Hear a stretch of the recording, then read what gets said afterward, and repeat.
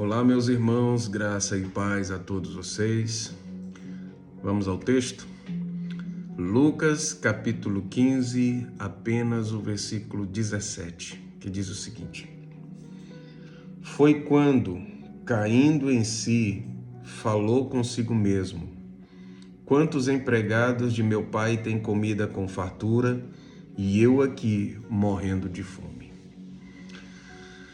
Esse texto muito conhecido, por muitos, Lucas capítulo 15, esse é o contexto que Jesus está falando na parábola do filho pródigo.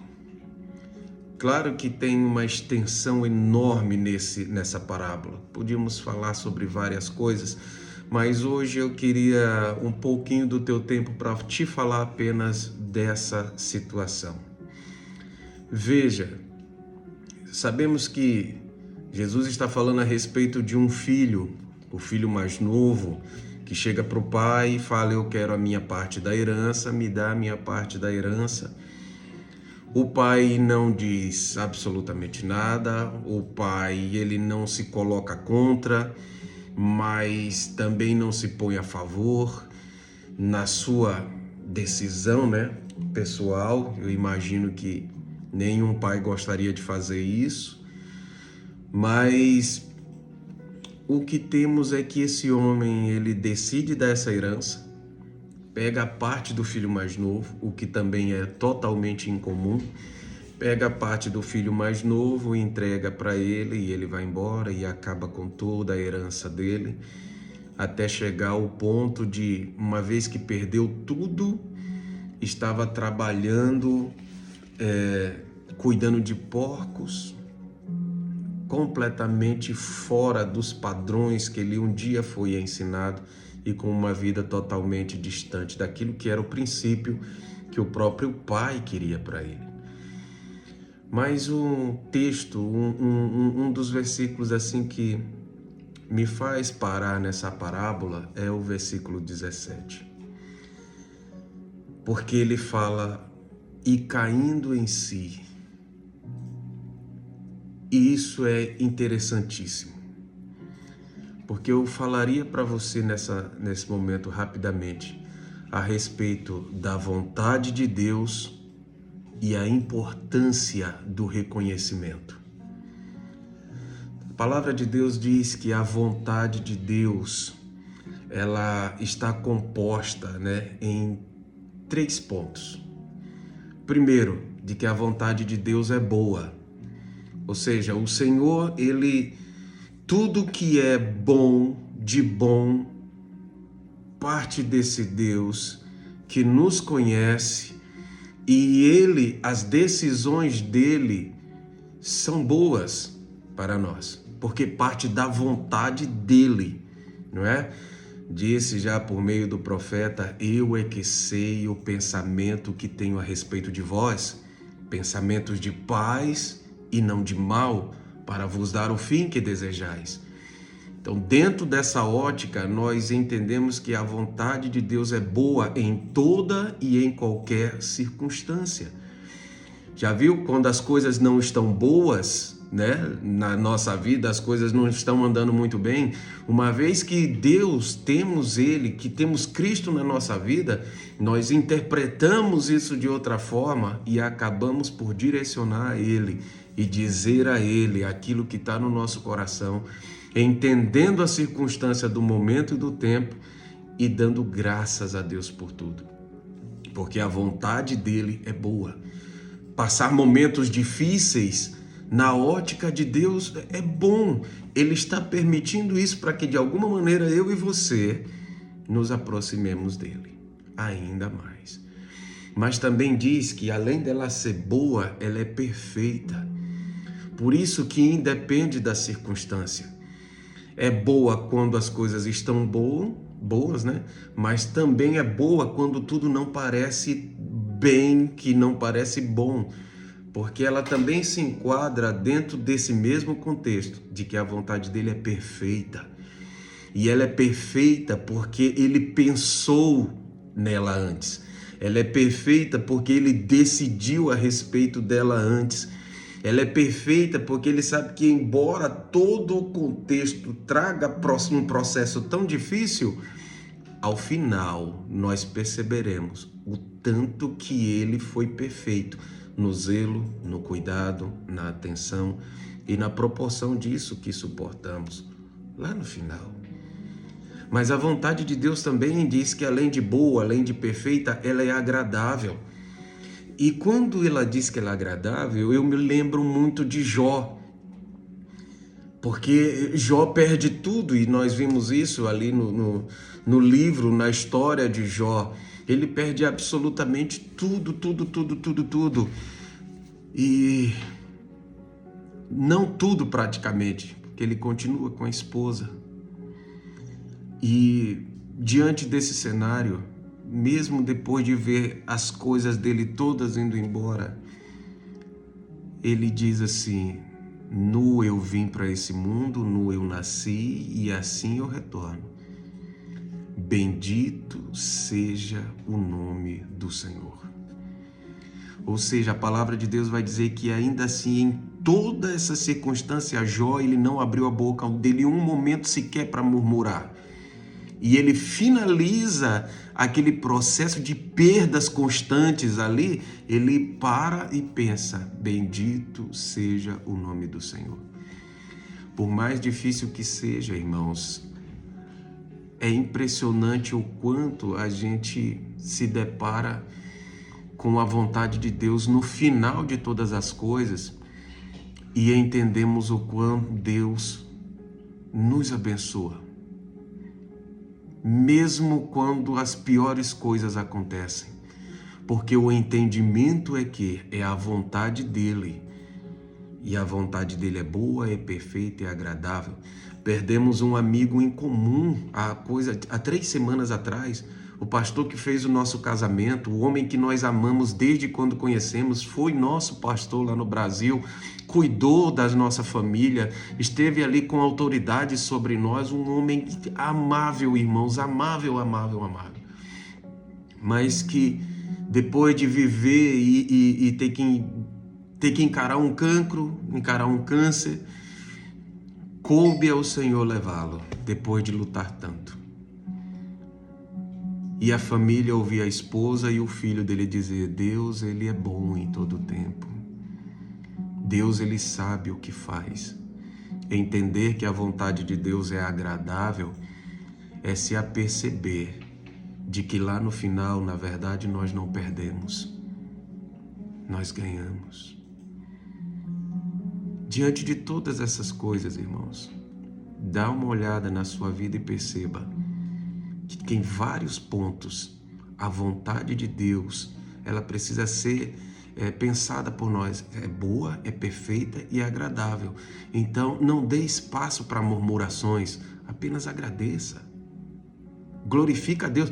É difícil, mas o próprio Cristo, o nosso Senhor na cruz, ele falou: Pai, perdoa eles porque eles não sabem o que fazem. Em tuas mãos eu entrego o meu espírito. Está consumado. Ele não reclamou, diz o profeta Isaías, que ele não reclamou. Ele foi até o fim, e um fim de morte e morte de cruz. Aprenda com seu mestre, glorifique a ele e exalte a ele em todas essas circunstâncias. Mas aí você pensa: pastor, mas o que tem a ver isso com o que o senhor leu? Tem tudo a ver, irmãos.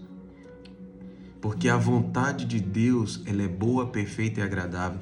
E eu já me deparei com muitas pessoas que, tendo familiares longe de Deus, ou casamentos que estavam prestes a acabar, situações que a gente teve que sentar e conversar com tantos irmãos nessa trajetória até o hoje, e era preciso a gente ser muito incisivo e muito direto em algumas afirmações. Quando diziam que, pastor, mas ele vai voltar, não vai? Pastor, mas ela vai mudar esse cenário. Se Deus quiser, as coisas vão voltar ao normal, não vão, pastor? E a gente pensa: mas será que a vontade de Deus era que se separasse? Será que a vontade de Deus era que aquele casamento acabasse? Será que a vontade de Deus é que esse homem fosse ignorante, fosse estúpido, não soubesse ouvir, que se envolvia com outras coisas? Será que a vontade de Deus era essa? Eu acredito que não, porque ela é boa, perfeita e agradável. Ela não é distorcida, ela é perfeita. E muitas vezes eu tive que falar isso para algumas pessoas. Pastor, mas se Deus quiser, ele vai vir. Eu disse, se Deus quiser, calma aí. A vontade dele não passava por um casamento se acabar dessa forma por causa de um comportamento estúpido, quer seja do homem ou da mulher. Ele criou essa relação para que ela fosse, por mais difícil que seja, encarada em processos onde os dois teriam que pensar, os dois teriam que refletir muito bem e entender que empecilhos e dificuldades espirituais, problemas nesse campo acontecem porque a gente tem o inimigo das nossas almas que trabalha por isso todo instante. Então, será que era a vontade de Deus? Não, calma. Será que era a vontade de Deus os filhos estarem assim ou os pais estarem assim? Irmãos, eu não vejo por aí. Porque esse pai aqui, desse pródigo, não era essa a vontade dele. Não era. Mas uma coisa é bonita e certa, ele esperava por esse filho todo dia, porque esse pai acreditava. Esse pai acreditava. Acreditava, ponto. Veja no quê? Ele esperava, ponto. Veja no quê? Uma vez que a gente sabe que ela é boa, perfeita e agradável à vontade de Deus, a gente nunca pode desconsiderar, irmãos, a questão da importância do reconhecimento humano, do ser humano. Se esse rapaz continuasse com a vida dissoluta, como diz o texto, fazendo o que estava fazendo, e longe de Deus, o Senhor continuaria no mesmo lugar, esperando da mesma forma. Esperava? Esperava. Se você olha o texto, o pai nunca mandou ninguém ver como é que estava o filho, o pai não mandou ninguém buscar o filho, o pai não mandou recado nenhum para o filho.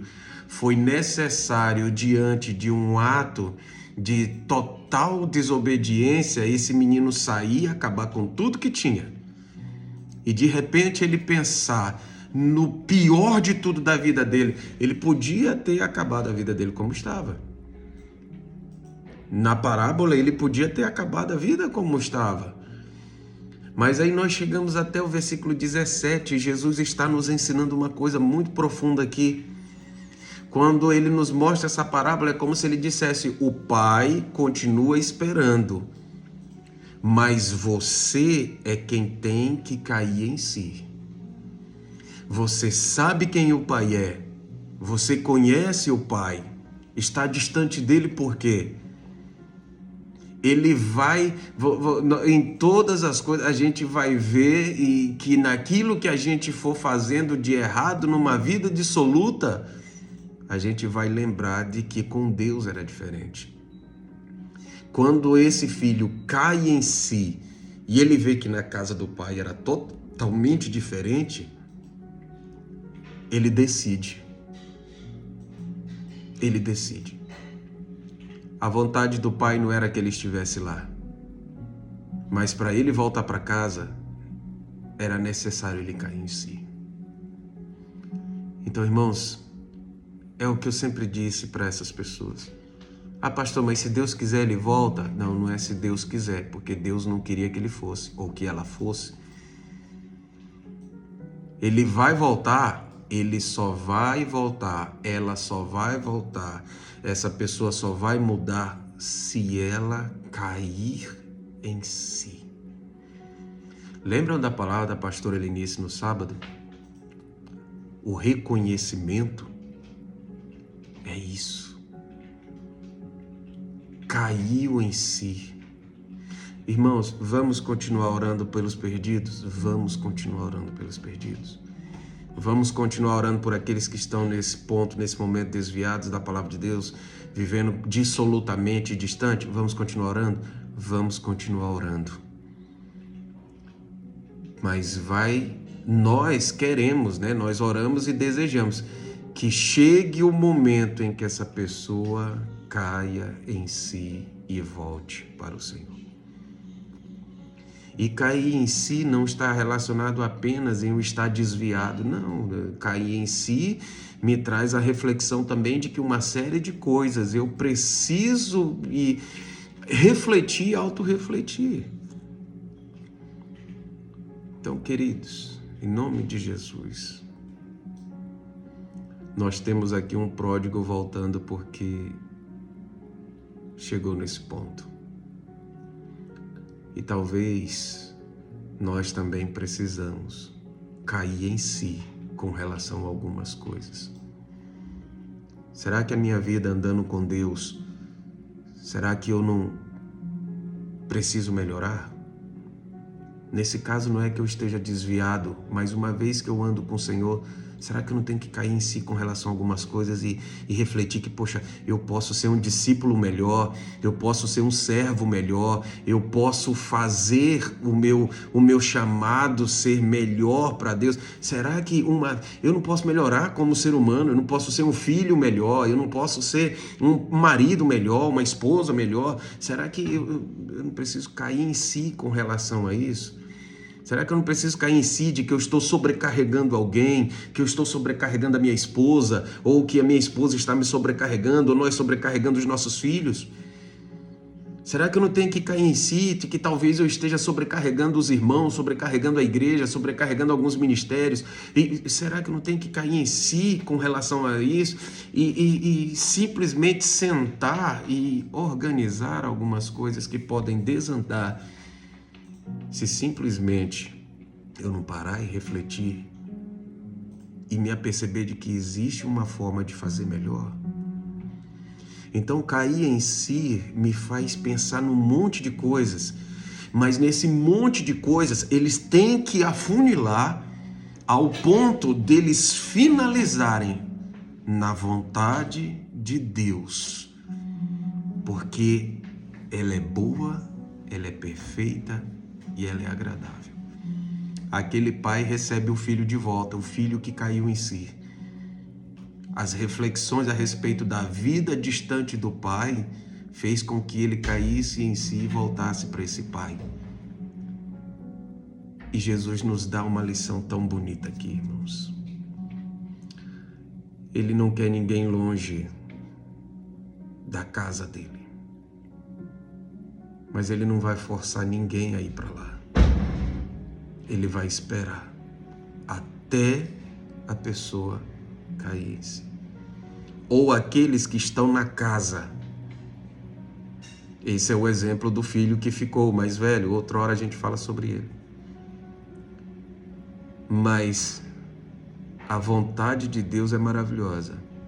Mas é necessário a gente também pensar a respeito da importância do reconhecimento de quem nós somos e do quanto a gente precisa mudar e melhorar para estar na casa do Pai, que está de braços abertos esperando que os pródigos de dentro e de fora caiam em si.